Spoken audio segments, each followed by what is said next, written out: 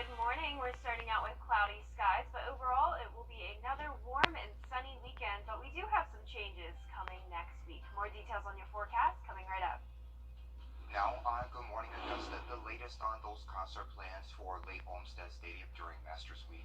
Why promoters say it's too early to tell if those shows will be canceled. Plus, a popular hiking trail in North Augusta is closed, and people who use it want to know why. We have reaction from them and the reason for the closure.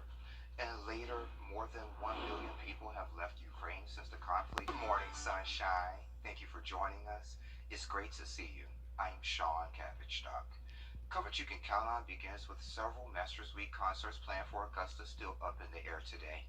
The XPR Augusta Concert Series announced last year was supposed to bring some big names to the city, and this morning the promoter is saying they're still hopeful that those concerts will happen. They are planned for April 6th, 7th, and 8th at Lake Olmsted Stadium on Village Road here in Augusta. But some issues with the stadium have those shows very much in jeopardy. Here's our Ashley Jones. I feel confident that we're going to get this right. It's just unfortunate that right now it might not happen before Masters.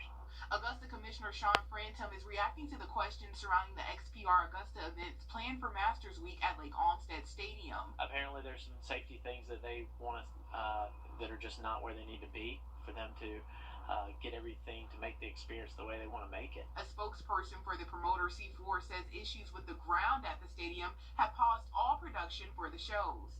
That means things like stage construction and building VIP stands have stopped. Promoters say they're still working to decide the fate of the actual shows. Status of the concert itself is to be determined at this point. Those concerts bringing big names like Blake Shelton, Nelly, Tim McGraw, Pitbull, and Jimmy Buffett, as well as other activities, are set to be the first concerts at the stadium since the 2019 Banjo Barbecue. Franton says he's not surprised there's been a speed bump. Banjo Barbecue had some issues with a tractor trailer getting stuck with it going down like 4 to 6 inches. But, you know, C4, they've done everything that they've asked in this city. They've put hundreds of thousands of dollars already into that facility. Frantum says the decision to pause the production is the right one, and that promoters want to make sure that things are done properly. You see the renderings, they're VIP suites. I mean, it's a very cool experience, unlike anything that's ever been in Augusta. So to have that experience here, and they want to make sure it's right and it's just not, you know, halfway done, I can't blame them. Promoters hope the pause is temporary and that Blake Shelton and Nelly will be ready to hit the stage on April 6th. For now, they'll wait to determine whether the show will still go on. And that was Ashley Jones reporting. We've checked online and there aren't many tickets left for those concerts, but there's still a few being sold. Promoters say if the events are canceled, concert goers will get immediate refunds to their credit cards. A push to recall Augusta District 3 Commissioner Catherine Smith McKnight for her stance on redistricting is over, at least for now. The Board of Elections met Friday to look at the recall application. They determined the petitioner, former District 3 resident Monique Roswell, got 92 signatures on a petition from qualified voters. She needed 100. I'm glad this portion of it is over. I'm definitely going on the record by saying that until they out everyone else that's involved with this whole redistricting debacle, I would never out Ms. McKnight. Commissioner McKnight says that she had no input on how the redistricting maps were put together. A boiled water advisory is being at the event. It is time for a check of your forecast with Jenna. Jenna, the weather was great this week, so give us some good news, my friend. Well, it doesn't look too great this morning, but I promise better conditions are on the way. We're starting out with pretty foggy and overcast skies. You're looking at our Jiffy Lube Skyview Network cam at Augusta Marriott. Visibility is struggling down to around 1 mile across the metro area. And for satellite and radar, really doesn't look like it's that cloudy. We mostly have a lot of high clouds in the sky, and most of those clouds in the Augusta area and further eastward, especially in upstate South Carolina and North Carolina. We will have clearing conditions, though, as these clouds continue to move out of here. But in the meantime, waking up to those overcast skies, visibility down to 1 mile at Bushfield, 2 miles at Daniel Field, and fine over at Aiken Regional. Temperatures are all pretty mild. We're waking up in the mid-50s for the most part, so definitely above average morning temperature weather-wise, but you definitely could need a light jacket still when headed out the door. Winds are pretty light, so that's not making it feel much cooler than it is. Just 3 miles per hour in Augusta and Waynesboro, 2 in Louisville, 4 down in Wrightsville. So for your morning stroll forecast, expect those overcast skies to stick around until 11 a.m. Then we'll start to see some sunshine and temperatures warming up to the 80s once again. More details on your forecast coming up, but back to you, Sean. All right, Jenna, thank you. Coming up in less than 4 minutes, a community-focused event looking to bring together the young visionaries of Augusta as the first of its kind here in the Garden City. Details next. Now, your most accurate forecast with WJBF Live Viper 6. Good Saturday morning. We're starting out this day very foggy and cloudy. Jiffy Lube Skyview Network Cam at SRP Park showing just that.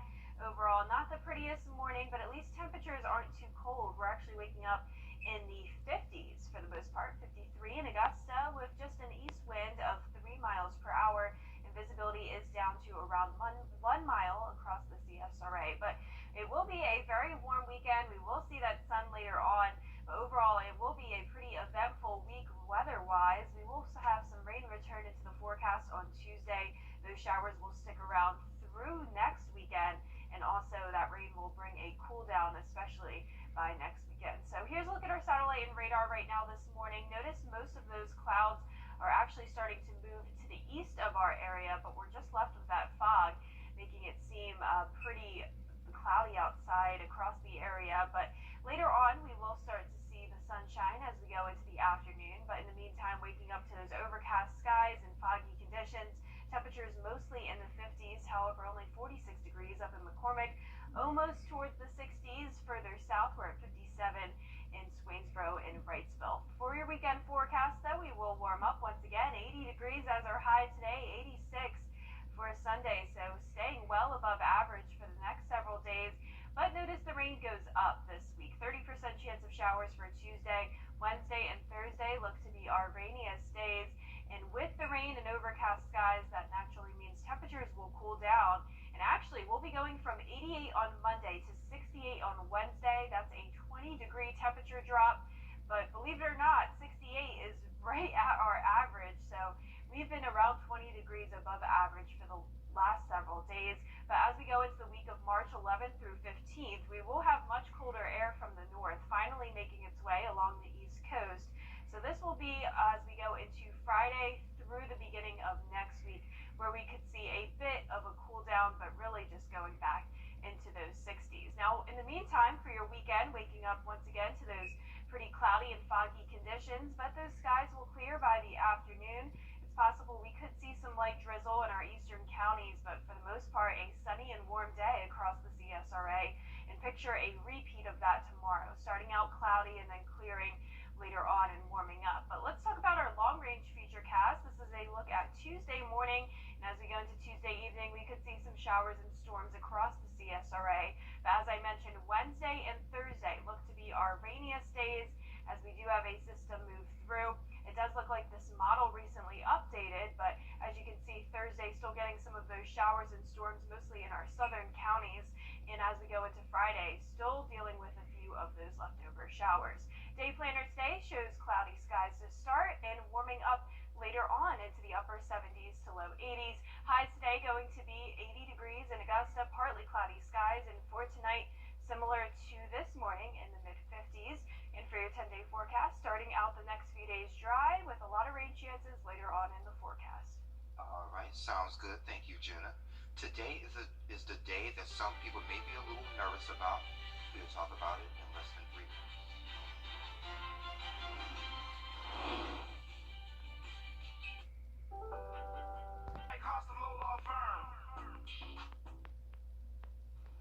There's no doubt technology has enhanced our lives, but there are some benefits from disconnecting from our beloved devices and shutting them off altogether.